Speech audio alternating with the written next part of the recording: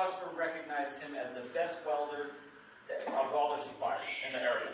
И един от тях беше страшно добър. Нашите клиенти всичките го смятаха като един от най-добрия в района. And I had another welder who wasn't as talented but had a great attitude. И имах друг заварчик, който не беше толкова добър в своята работа, но беше с много добро отношение. And I fired the excellent welder И аз уволних този отличен, супер добър заварчик. because he had a bad attitude. Защото той имаше лошо отношение. And it shocked the business. It shocked people. И той шокираше хората и целия бизнес.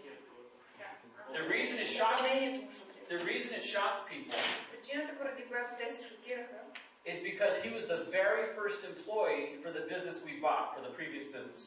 Защото той беше първият работник в бизнеса, още преди ние да го купим, още от самото начало на бизнеса. And he worked in that business for over 20 years. И беше работил в този бизнес за повече от 20 години. But I wanted to shock the culture of the business, so I fired him because of his attitude. Но аз исках да шокирам всички и всъщност го уволних, защото той имаше лошо отношение.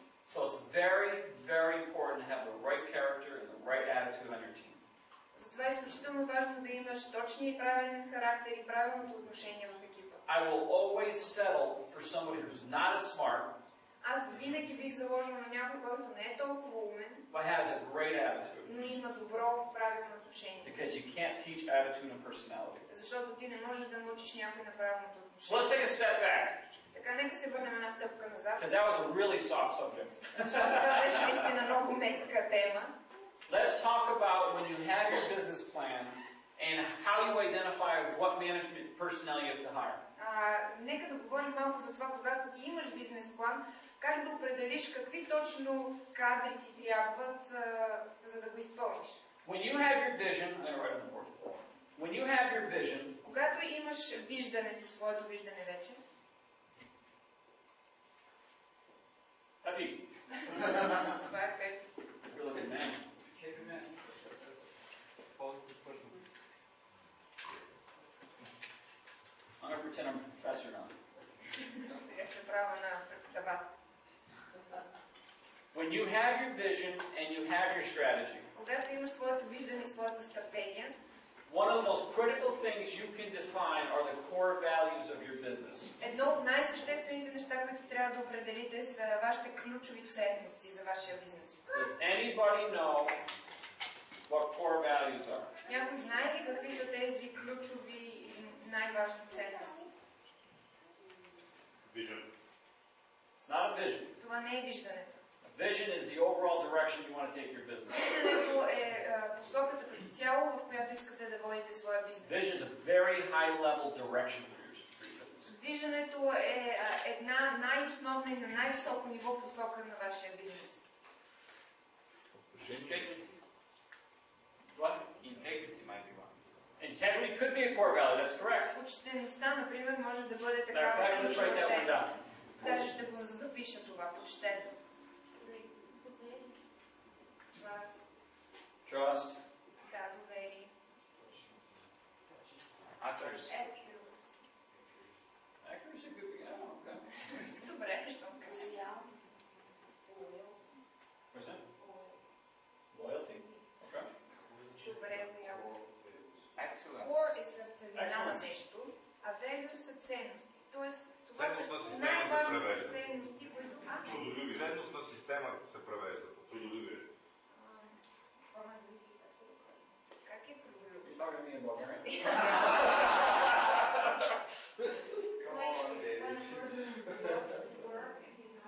Work hard. Work ethic.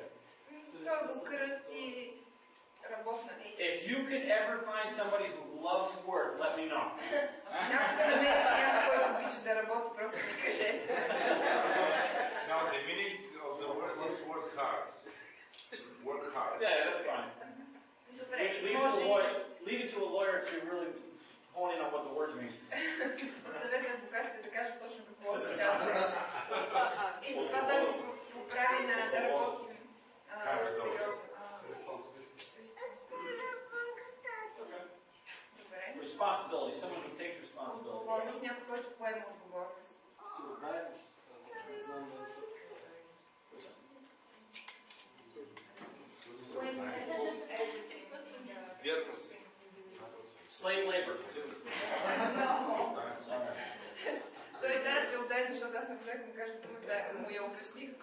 let's това stop there. да работиш като Let's робот. stop there. Добре, нека спрем до тук. The reason why I start with core values when it comes to looking at selecting your personnel and everything Причината, поради която започнах с тези ключови ценности, когато става въпрос да избирате вашите работници, is because these are the things that are going to determine who you hire and why you hire them. Защото именно тези неща ще определят кого ще наемете и защо ще го наемете. So let's say, for example, you have a business plan for your bookstore. It's not a bookstore. You have a bookstore, right? No presents. They sell presents. Oh my gosh. Presents. Jewelry's and gifts. Perfumes, okay. I thought it was a bookstore, so. Maybe it's a prophecy. It could be prophecy. Okay.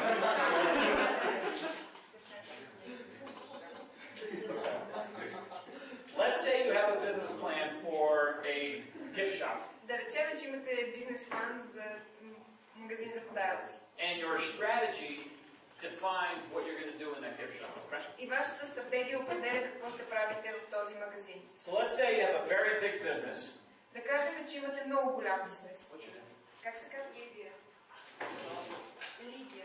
Lydia. Okay. L-Y, right?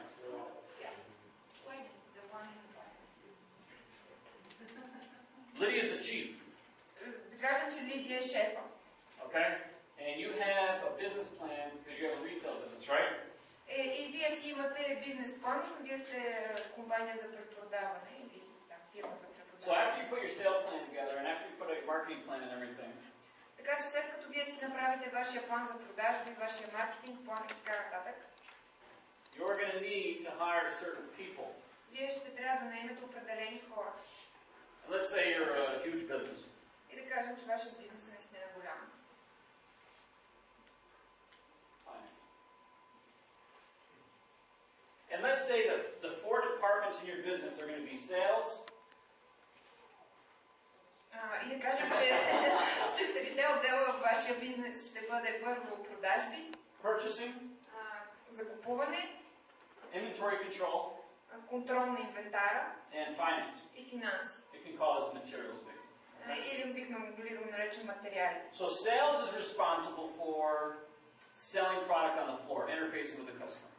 Така че първия отдел, който е продажби, ще е отговорен за това как се продават нещата, да работят с клиентите. Purchasing is responsible for buying all the product that goes on your floor. Втория отдел ще са закупчици и това ще са хората, които ще са отговорни за нещата, които купувате за магазина си, за да ги продават. Inventory and materials management are responsible for stock. И тези хора, които отговарят за инвентара, ще трябва да наблюдават склада. And finance is responsible for all the money and leases of the building and everything else. Финансовия отдел ще отговоря за всичките пари и там операциите, които се And случват. you're the chief and you oversee all this. А ти си шефа и ти наблюдаваш всички тези 4 отдела.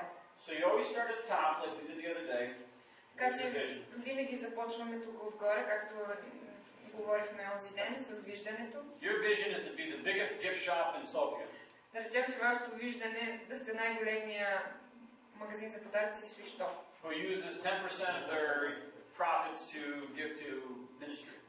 Които искате да използвате 10% от вашата печалба за служение, да ги полагате в служение. And after the vision, that's when you start developing your strategy and everything else like we've talked about over the last couple of days. След като имате вече виждане, вие започвате да разработвате своята стратегия, както също говорихме последните 2 дни. The next thing you have to start developing are your values because those are going to tie into the people you put in these positions. И следващото нещо, което вече трябва да разработите, са вашите ценности, защото те ще определят какви хора ще сложите на местата отдолу. And let's use my business as an example for a second. И нека да използваме моя бизнес като пример. What I did Това, което аз направих, is, remember we talked about differentiation the other day? помните ли, че миналия ден говорихме What makes your business different? говорихме за това как нашия бизнес да се различава от всички останали.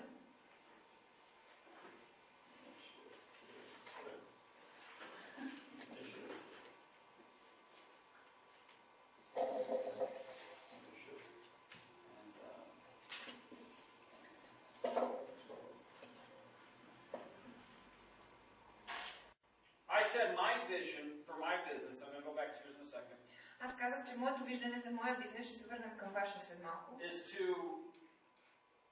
create a legacy for my employees by building a healthy business. Да направя наследство за моите работници, като създам един здравословен бизнес. And to re-energize the manufacturing industry in our area. И да вложа нова сила в производствената индустрия в нашия район. And remember, I said that two things that differentiate my company. И не знам дали помните, че казах, че има две неща, които различават моята компания. Are speed and accuracy. И те бяха скорост, бързина и акуратност. Точно. And the reason I chose those two. И причината, поради която избрах точно тези две неща. Because number one, I knew that's what the customer wanted. На първо място, защото знах, че именно това искат клиентите. But if you looked at my vision, но също така, ако погледнете моето виждане, my vision was to re-energize the manufacturing industry and to drive growth. Моето виждане беше да вложа нова сила и нова енергия в производствената сфера в нашия район и да има растеж в нея. So speed helps re-energize because it's a function of excitement. Така че скоростта помага именно за това да се вложи нова сила и нова енергия в бизнеса, понеже тя винаги дава. Accuracy is a function of growth because you make a good product, more people buy from you. А пък акуратността има отношение за растежа, защото тя подпомага растежа. I call these things competencies. Аз наричам тези две неща сфери на компетентност. So once I developed what our competencies were, и след като веднъж определих какви са нашите способности и сферите, в които ние сме най-компетентни, I defined some core values that I wanted from my management team. След това определих някои от тези ключови ценности, които исках да притежават хората, които работят за мен. I wanted people who took the initiative. Исках хора, които поемат инициатива. Because you won't have speed unless people take the initiative. Защото ти не можеш да очакваш да си бърз, ако хората не поемат инициатива. I wanted people who had exceptional leadership skills.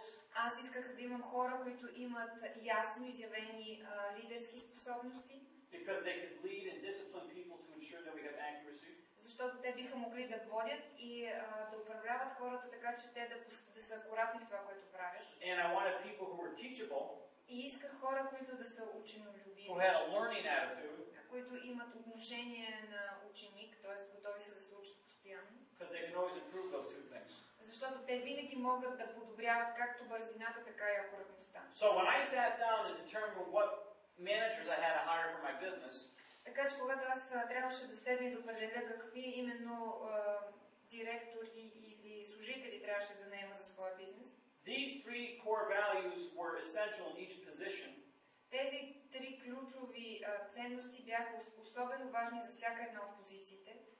And underneath each position, и под всяка от тези позиции, there are specific values that are specific to that function. Имаше конкретни ценности, които са конкретни и специфични именно за тази позиция. So in sales, you want somebody who's personable, who has a good personality with other people. Така че да речем в отдела по продажби ти търсиш не само тези три, но и също някой, който има добро отношение към хората, който се харесва на хората. Very pleasant to work with. Някой, с който е много приятно да се работи. Purchasing, you want people who are good negotiators. По отношение на хората, които се занимават с доставката на стоки и закупуването на стоки. Good negotiators. Хора, които умеят да преговарят. Under materials management or inventory, you want people who are very administrative. Хората, които отговарят за инвентара, бих искал да са с добри административни умения. Because you want to keep detailed records of all your inventory. Защото бих искал да имам подробен запис на всичко, което има в инвентар. And under finance, you want my wife to spend all your money. No. Under finance, you want somebody like Pressure, who's exceptionally detailed and knows finance very, very well. В финансите в началото се пошегува, че би искал да има жена си там да харчи всички пари. После каза, че иска действително да има някой като Pressure,